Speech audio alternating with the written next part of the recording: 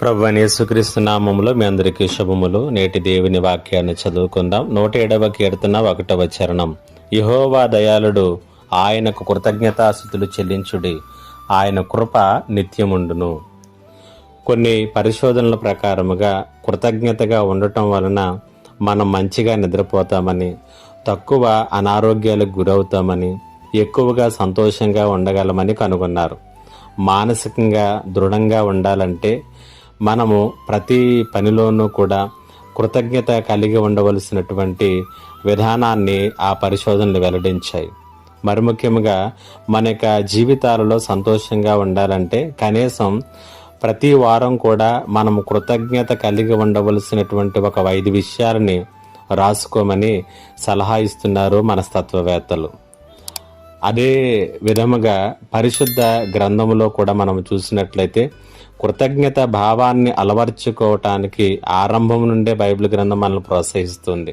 107వ కీర్తనలో కీర్తనకారుడు ఆ కీర్తనను మొదలుపెట్టినటువంటి విధానం, యెహోవా దయాళుడు, ఆయనకు కృతజ్ఞతాస్తుతులు చెల్లించుడి అంటున్నాడు.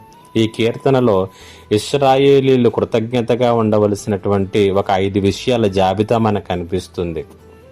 1, 4 నుండి 9 వచనాల్లో అరణ్యములో వారు పొందినటువంటి సంరక్షణను బట్టి, 2వదిగా 10 నుంచి 16 వచనాలలో బానిసత్వము నుంచి వారు పొందినటువంటి విడుదలను బట్టి, 3వదిగా 18 నుంచి 22 వచనాల్లో వ్యాధి నుండి వారు పొందుకున్నటువంటి స్వస్థతను బట్టి, 4వదిగా 23 నుండి 32 వరకు ఉన్నటువంటి భాగంలో సముద్రంలో వారు పొందుకున్నటువంటి భద్రతను బట్టి, చివరిదిగా 5వదిగా 33 నుండి 42 వచనాల్లో పంట పండని నిర్జీవ బంజర భూములను దేవుడు అభివృద్ధి పరిచినటువంటి దాన్ని బట్టి, ఈ రీతిగా మరి ప్రభువు కాపాడినటువంటి విధానాన్ని గుర్తిస్తూ వారు కృతజ్ఞత కలిగి ఉండవలసినటువంటి 5 విషయాలను ఈ కీర్తనకారుడు తెలియచేస్తున్నాడు.